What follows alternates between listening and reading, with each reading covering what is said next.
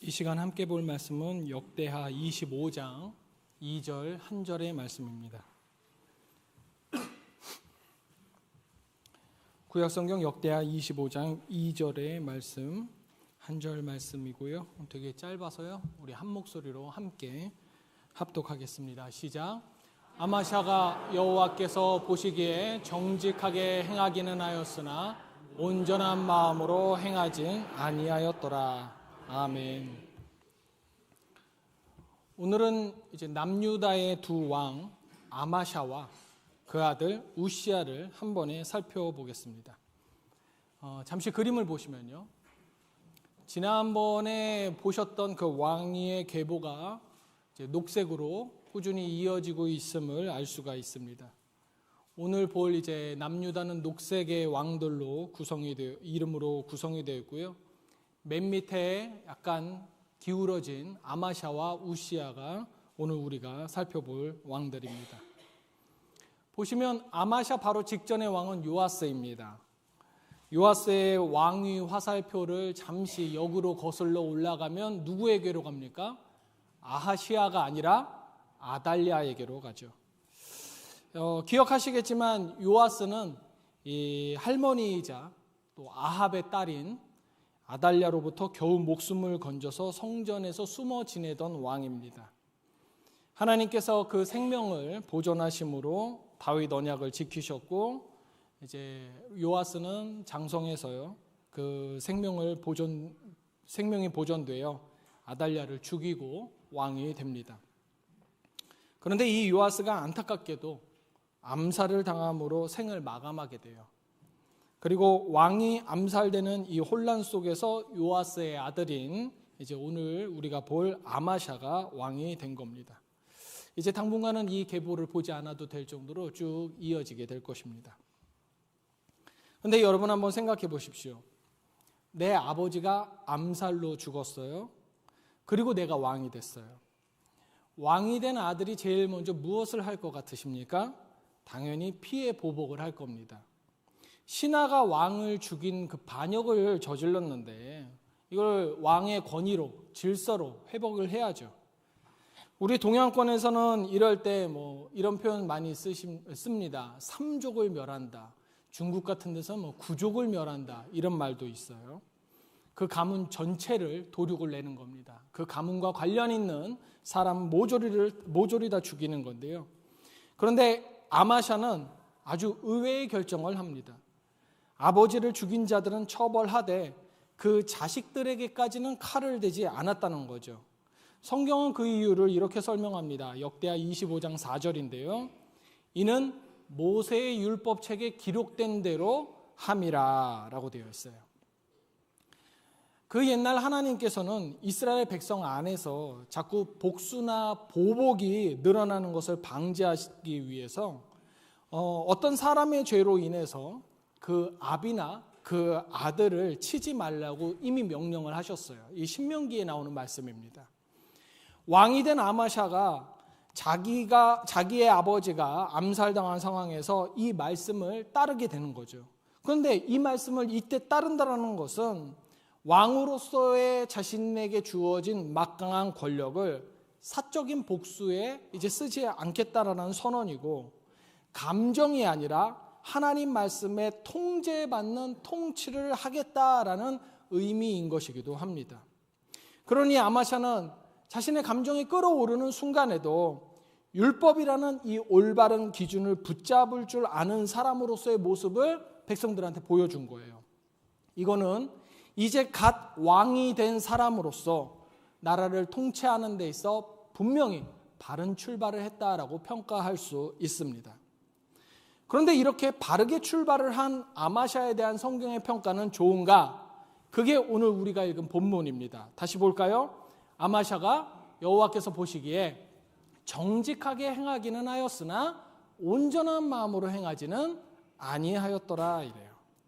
정직하게 행하기는 했으나 온전하지는 않았다. 그럼 어느 부분에서 온전하지 않았을까요? 이제 바로 그 다음 장면에서 드러납니다. 아마샤는요, 왕이 된 후에 이제 에돔 족속을 공격할 준비를 합니다. 뭐 옛날에야 전쟁들이 흔했으니까요. 그런데 이 과정에서 자신의 남유다 군사가 부족했다고 생각했는지 저 북쪽에 있는 북이스라엘에서 용병을 고용해요. 남유다 왕이 다른 나라와 전쟁을 하려는데 북이스라엘 사람들을 용병으로 고용한 겁니다. 뭐 그럴 수 있죠. 군사가 더 많으면 많을수록 전쟁의 승률은 올라가니까요. 그런데 그때 이름이 알려지지 않는 한 선지자가 찾아와서 하나님의 말씀을 전해요. 북이스라엘 용병들을 데리고 가지 마십시오. 하나님은 이렇게 모인 북이스라엘 용병들과 함께하지 않으십니다. 남유다의 군대만으로도 하나님은 당신을 능히 승리하게 하실 수 있으십니다. 이래요. 여러분, 선지자가 이 말을 전했어요. 그런데요, 이 말을 들은 아마샤의 반응이 되게 재밌습니다. 아이고 어쩌지? 내가 북이스라엘의 용병을 고용하느라 이미 100달란트를 성금으로 썼는데 그 돈은 어쩌라고? 이런 표현을 해요. 하나님의 명령을 거절하지는 않았습니다. 그런데 하나님보다 먼저 생각한 것이 바로 무엇이냐면 손해계산이었던 거예요. 아마샤는 하나님을 믿지 않는 사람이 아닙니다.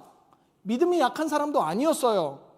아마샤의 문제는 결정적인 순간에 계산이 한 발 앞서 나오는 신앙이었던 겁니다. 순종은 했어요.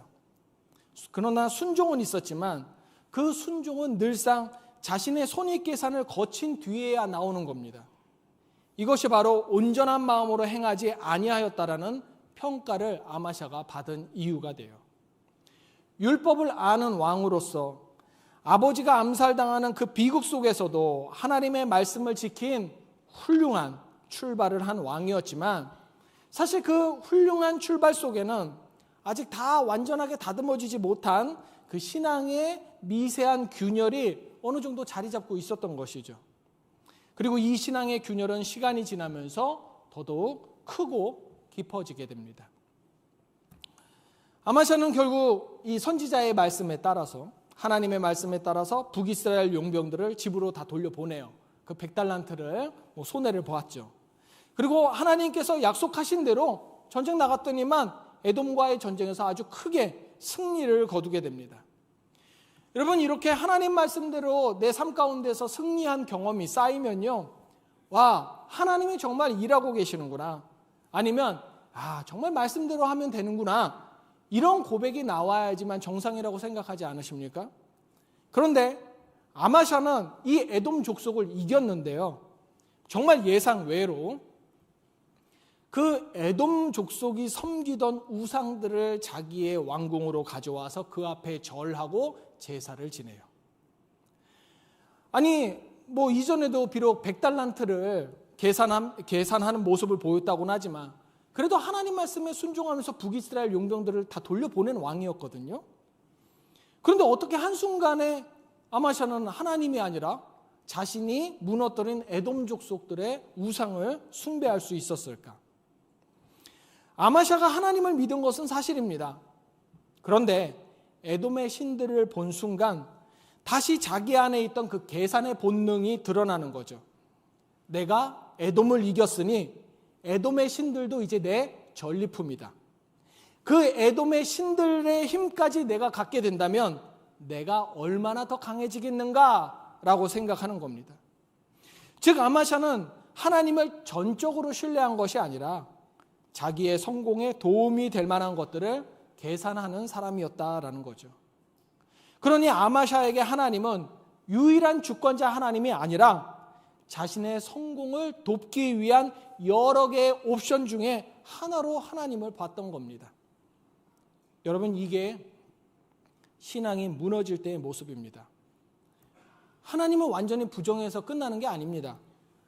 하나님을 버리거나 하나님이 떠나는 것도 아닙니다. 하나님을 떠나게 되면, 하나님을 버리게 되면 자신에게 손해라는 계산이 있습니다. 그런데 하나님만으로는 불안해하는 겁니다. 이게 신앙이 무너지는 겁니다.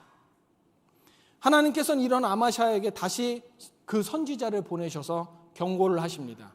15절 말씀인데요. 저 백성의 신들이 그들의 백성을 왕의 손에서 능히 구원하지 못하였거늘 왕은 어찌하여 그 신들에게 구하니까? 이 말씀은 우리 믿음의 사람들을 향한 너무나도 분명한 오늘날에도 적용되는 질문입니다. 너의 삶을 지금 지켜주는 것이 무엇인가? 너를 승리하게 해준 힘은 누구의 힘이냐? 그런데 이 말씀을 들은 아마샤는 이전처럼 머뭇거리면서 계산하지 않고 즉각적이고 노골적으로 선지자를 향해서 공격합니다. 16절이요. 그치라 어찌하여 맞으려 하느냐? 그치라 어찌하여 맞으려 하느냐를 새번역 성경에는 이렇게 번역합니다. 맞아 죽지 않으려거든 그쳐라. 말은 지금 이 선지자에게 하고 있지만 이걸 들으시는 분은 하나님이십니다. 하나님, 당신 내 손에 맞아 죽지 않으려면 그치십시오. 나에게 더 이상 간섭하지 마십시오. 다윗도 밧세바를 범한 뒤에 나단 선지자의 비수 같은 책망을 듣습니다. 그때 다윗은 왕의 권위로 선지자의 입을 막지 않았어요. 그 대신 그 자리에서 엎드려서 자신의 범죄를 고백하며 침상을 적십니다. 하지만 아마샤는 이런 다윗의 길 대신에 자기를 방어하고 말씀을 공격하는 길을 택합니다. 이것이 바로 온전하지 못한 마음이 멸망할 마음으로 굳어지는 결정적인 차이인 겁니다.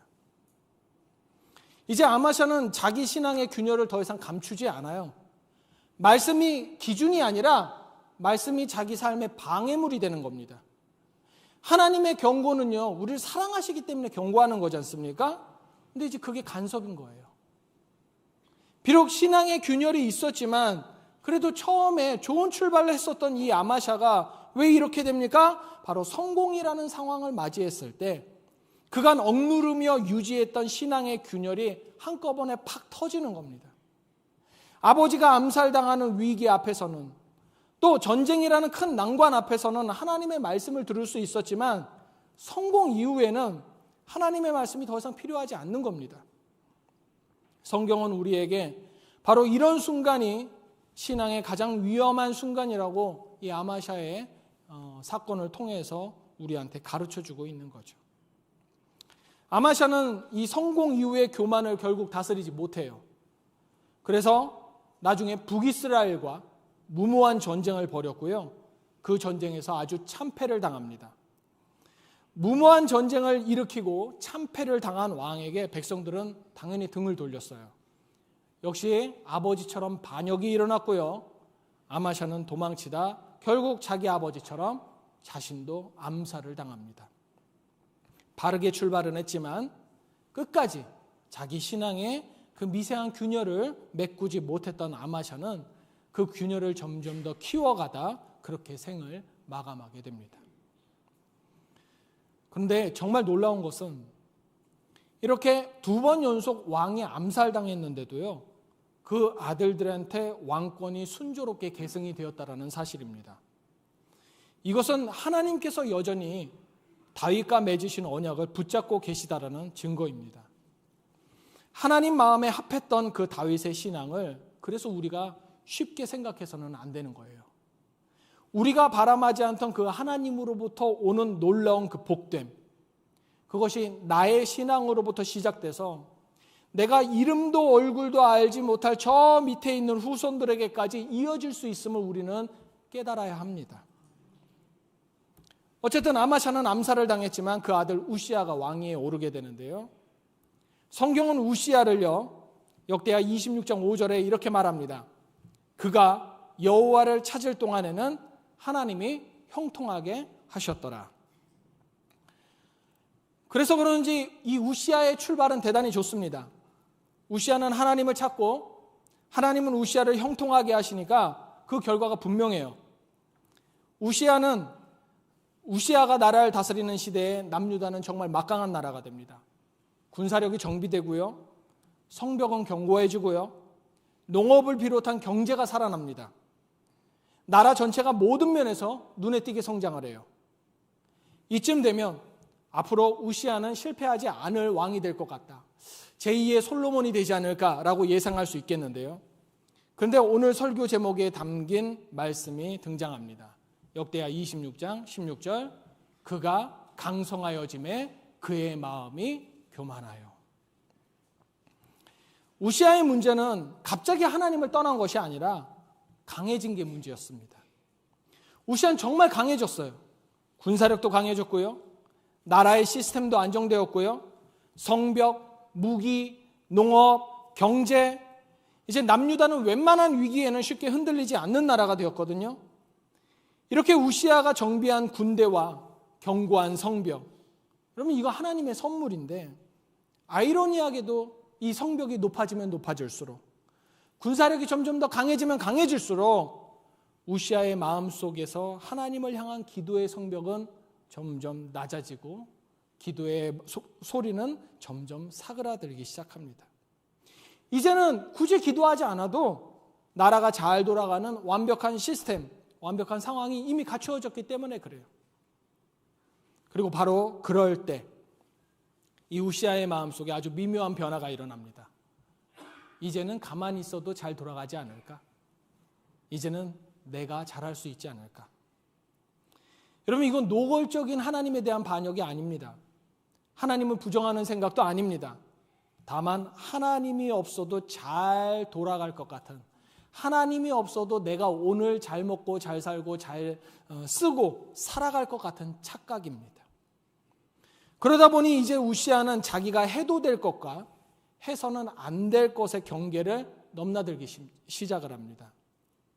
어느 날 우시아는요, 성전에서 자신이 직접 제사를 집전하려고 해요. 아시다시피 성전 제사는 구별된 제사장들만 진행할 수 있었습니다. 하나님은요, 사실 이미 왕과 제사장을 구분하셨거든요. 여러분, 이건 능력의 문제가 아닙니다. 왕은 제사를 못 지내고 제사장만 제사를 지낼 수 있다, 이런 능력의 문제가 아니라 하나님이 정한 질서의 문제였어요. 인간의 역할을 제한하기 위해서가 아니라 하나님이 하나님 되심을 지키기 위해서 세우신 경계였거든요. 그런데 우시아는 그 경계를 넘습니다. 심지어 당시 제사장이 이 제사를 지내려고 하던 우시아를 죽음을 각오하며 막아서기까지도 했어요. 그런데 그 순간에 우시아는 돌이킬 수 있었습니다. 아, 제사장이 나를 이렇게 막아서는구나. 내가 더 나아가면 안 되겠구나. 그런데 그때 우시아의 반응은 19절. 우시아가 손으로 향로를 잡고 분향하려 하다가 화를 내요. 하나님의 질서를 지켜달라는 제사장의 말 앞에서 화를 내는 겁니다. 바로 하나님의 말씀 앞에서 화를 내는 이 우시아의 모습을 보면 방금 전에 여러분이 웃으면서 함께 봤었던 그 우시아의 아버지 아마샤의 장면이 떠올라요. 맞아 죽지 않으려거든 그쳐라.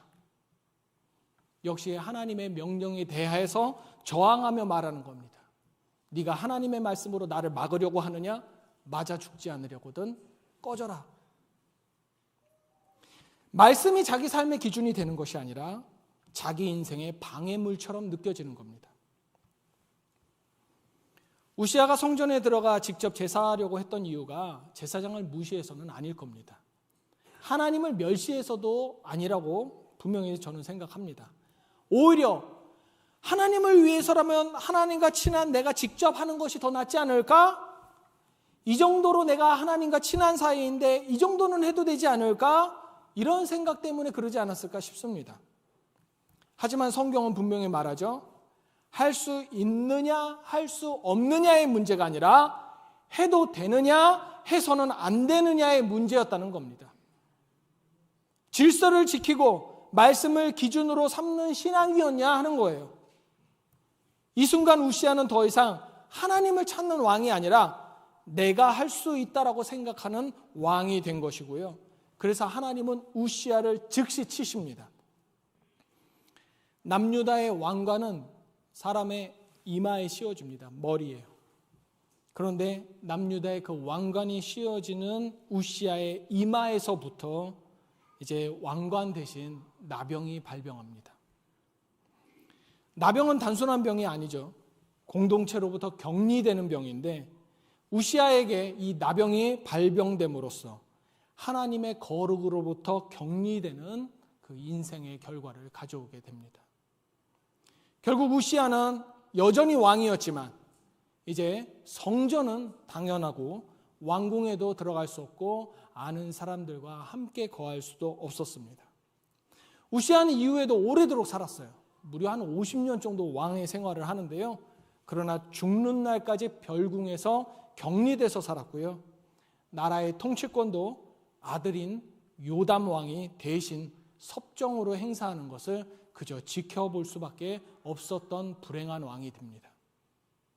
하나님을 찾던 신앙이 어느 순간 나는 할 수 있다라는 확신으로 바뀔 때 신앙이 그렇게 병들어가는 겁니다. 우시아는 사실 다른 이름이 하나 더 있습니다. 열왕기하에서는 이 우시아를 우시아라고 하지 않고 아사랴라고 부릅니다. 성경이 이 우시아라는 한 인물을 두 이름으로 부르고 있는 건데요. 열왕기에서 나오는 아사랴라는 이름의 뜻은 여호와께서 도우신다라는 뜻을 갖고 있습니다. 그래서 우시아의 출발은 이 아사랴라는 이름처럼 도우신다라는 이름처럼 하나님의 도우심으로 형통하게 시작이 됩니다. 아버지가 그렇게 암살을 당하고 왕이 됐는데 어찌 불안하지 않았겠습니까? 그걸 하나님께서는 기꺼이 도우셔서 형통하고 강성하게 만드신 겁니다. 그런데 역대하는, 열왕기가 아닌 이 역대하는 일관되게 우시아라고 부릅니다. 우시아라는 이름의 뜻은 여호와는 나의 힘이다라는 뜻인데요. 문제는 여호와는 나의 힘이다라는 그 고백이 어느 순간 여호와는 사라지고 내가 나의 힘이다라고 바뀌게 된 거라는 거죠. 하나님이 힘이 되어주신 인생인데 그 하나님의 힘을 이제 자기 힘으로 착각하게 된 사람인 겁니다. 우시아는 자신이 하나님을 떠났다고 생각하지 않았을 겁니다. 오히려 하나님을 내가 잘 안다라고 하나님과 가깝다고 생각했을지도 모릅니다. 그러나 그 친밀함 속에서 하나님을 두려워하는 마음은 조금씩 사라지고 있었던 거죠. 오늘 본 아마샤와 우시아, 이 두 왕의 인생은 달랐지만 무너지는 지점이 같았다는 점을 우리가 주목하기를 원합니다. 하나님을 완전히 버렸기 때문이 아니라 하나님만으로 충분하지 않다고 느끼기 시작했기 때문입니다. 아마샤는 계산이 신앙을 앞질렀고 우시아는 성공이 신앙의 경계를 흐렸거든요. 한 사람은 순종하면서도 마음을 다른 곳에다가 나누어 두었고 다른 한 사람은 하나님을 찾다가 이제는 하나님의 자리까지 넘보게 된 겁니다. 이제 우리의 신앙은 어디에 있을까요? 위기 앞에서는 하나님을 찾지만 안정 속에서는 계산이 먼저 나오고 있지는 않는지, 하나님이 도우셔야 한다고 고백하면서도 어느 순간부터는 하나님 없어도 괜찮을 것처럼 살고 있지는 않는지, 신앙의 위기는 실패의 자리에서만 오는 게 아닙니다. 오히려 모든 일이 잘 풀리고 기도하지 않아도 삶이 잘 굴러가는 것처럼 보일 때 그때 우리 신앙이 더 쉽게 병들 수 있습니다. 물론 그렇다고 하나님께서 우리를 늘 고난 속으로만 몰아넣으시기를 원하신다는 뜻은 절대 아닙니다. 형통도 하나님의 은혜요, 성공도 하나님의 선물입니다. 다만 문제는 그 은혜와 선물이 하나님을 더 의지하게 만드는지 아니면 하나님 없이도 살 수 있을 것 같은 착각을 키워가고 있는지 우리는 잘 들여다봐야 합니다. 그래서 무작정 우리의 성공과 형통을 기도해서는 안 됩니다. 성공했기 때문에 내가 신앙을 떠날 것 같다면 그냥 적당히 살 수 있는 수입, 어느 정도 아픈 몸, 이게 우리 영혼을 살리는 길이 될 수 있다는 것을 알아야 합니다. 늘 질문하고 경계하는 올 2026년이 되기를 원합니다. 순종으로 시작했다고 해서 끝까지 안전한 것은 아니라고, 형통하다고 해서 늘 하나님을 가까이 하고 있는 것은 아니라고 우리가 알아야 된다는 겁니다. 계산보다 말씀이 먼저 나오는 인생, 나의 확신보다 하나님을 경외하는 그 태도로 서 있는 신앙, 오늘 우리의 서 있는 자리를 점검을 하며 올 한 해는 이전보다 더욱 하나님 마음에 합한 자가 되기를, 그래서 우리의 후손들에게 하나님이 먼저 붙잡아 주시는, 그들을 붙잡아 주시는 믿음의 언약을 물려줄 수 있는 우리 복의 근원들 되시기를 주님의 이름으로 축원합니다. 기도하겠습니다. 하나님 아버지, 우리에게 허락하신 새해를 분주하고 활기차고 빠르게 출발하기보다 말씀 앞에서 좀 더 차분함으로 우리의 첫걸음을 고민하기를 원합니다. 우리는 하나님을 믿지만 그 믿음 안에서도 믿음을 앞선 우리의 계산을 종종 봅니다. 위기 앞에서는 당연히 주님을 찾지만 어느 순간 평안하다 여겨진 안정 속에서는 주님 없이도 괜찮은 것처럼 살았던 우리의 교만한 마음을 불쌍히 여겨 주시옵소서. 하나님, 우리에게 주신 형통과 평안이 주님을 더 의지하게 만드는 은혜로 작동하기를 원합니다. 나의 잘됨이 주님을 대신하는 자신감이 되지 않도록 우리 마음을 주장하여 주시옵소서. 말씀이 여전히 우리의 기준이 되게 하여 주시옵고 편리함과 부요함보다 순종, 희생, 헌신, 배려 이런 주의 가치를 택할 수 있는 겸손한 마음이 우리에게 자리 잡도록 올 한 해를 인도하여 주시옵소서. 올 한 해 분명 우리는 잘 될 때가 있을 것입니다. 그런데 그때 더 조심스럽게 주님 앞에 서게 하시고 내가 강해지고 내 목소리가 사람들에게 영향력 있게 받아들여질수록 주님과 사람들 앞에서 더 낮아지고 포기하고 물러설 줄 아는 신앙의 자세, 인품을 갖도록 허락하여 주시옵소서. 그래서 오늘 우리의 신앙이 나에게서 끝나지 않고 다음 세대, 그 다음 세대, 또 그 다음 세대로 이어지는 복된 언약이 되게 하시기를 간절히 원하나이다. 예수님의 이름으로 기도합니다. 아멘.